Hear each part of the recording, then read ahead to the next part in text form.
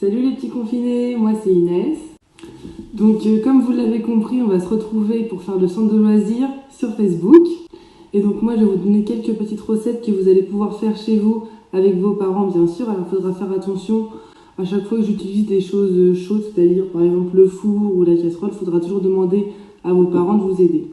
Bonjour tout le monde, alors aujourd'hui on se retrouve pour faire des petites soucoupes de billes moléculaires, comme vous pouvez le voir. Alors comme son nom l'indique, ça va être de la cuisine moléculaire, mais sachez que c'est pas aussi compliqué qu'on peut le penser. Et je vais vous prouver le contraire aujourd'hui. Alors pour commencer, on va préchauffer le four à 200 degrés. Voilà. Donc pour commencer, vous allez déjà sortir tous les ingrédients qu'il vous faut sur la table. Donc bien sûr, on demande l'aide à papa et maman. Donc on va avoir besoin de sucre, de 4 œufs, et de farine. Donc dans un premier récipient, on va peser 20 g de sucre. Ensuite, on va introduire dans les 20 g de sucre qu'on a pesé 2 blancs d'œufs.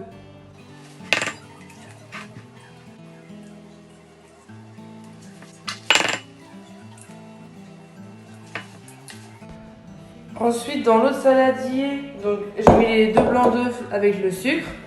Dans l'autre saladier où j'ai mis les 2 jaunes du coup qui restaient des 2 œufs, on va ajouter les 2 autres œufs qui restent, plus 80 g de sucre.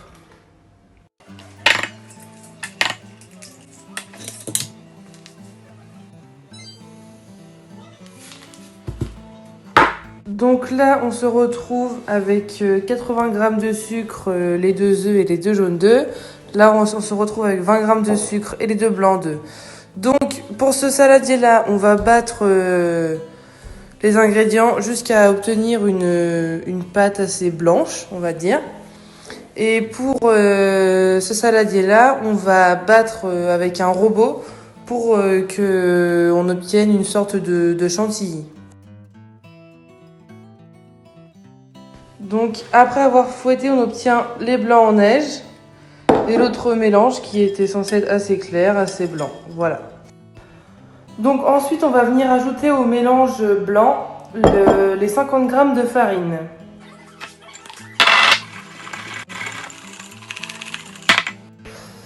Et après avoir bien mélangé la farine, on va venir ajouter petit à petit, progressivement, les blancs en neige.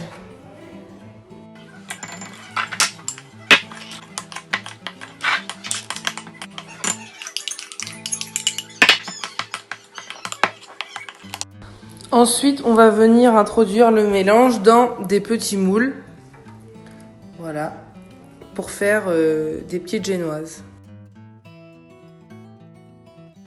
Une fois que vous avez rempli tous vos moules, vous les mettez au four et on programme pour 10 petites minutes.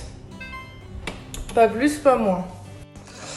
Donc ensuite, pour faire notre petite bille de gélatine, on va avoir besoin d'huile d'olive, d'agar-agar. Alors l'agar-agar c'est un gélifiant, donc si vous voulez remplacer ça par de la gélatine, c'est pas un problème. On va avoir besoin de 3 sortes de sirop. Donc moi j'ai pris menthe, grenadine et citron. Donc c'est pour les couleurs, hein, vert pour la couleur verte, grenadine pour la couleur rose et le citron pour la couleur blanc-jaune.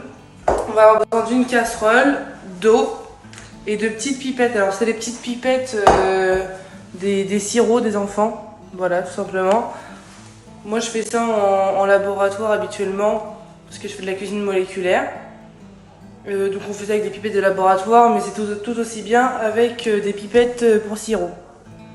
Donc dans la casserole on va mettre 100 g d'eau, 100 g de sirop et 5 g d'agar-agar.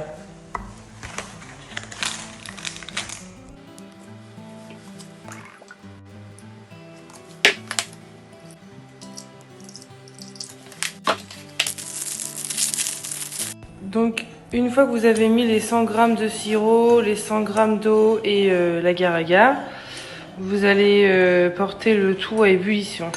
Donc une fois que ça porte à ébullition, vous allez venir prendre avec la pipette la solution qu'il y a là-dedans. Et vous allez déposer des petites gouttes dans de l'huile d'olive qui a été mise au frais préalablement. Donc voilà, tout simplement, faire tomber des petites gouttes. Et donc vous voyez au fond que ça donne des petites billes. Donc une fois que vous avez fini vos petites billes, vous allez à l'aide d'une passoire renverser toute l'huile d'olive et vous allez obtenir les petites billes dans la passoire et ensuite vous allez les rincer à l'eau. Ensuite, à l'aide d'une petite cuillère, vous allez venir faire des trous dans vos petits gâteaux. Et il vous suffira de déposer vos billes à l'intérieur du gâteau. Là, je vous ai montré simplement pour les billes rouges, donc avec le sirop de grenadine, mais bien sûr, vous pouvez en faire avec n'importe quel sirop pour obtenir n'importe quelle couleur.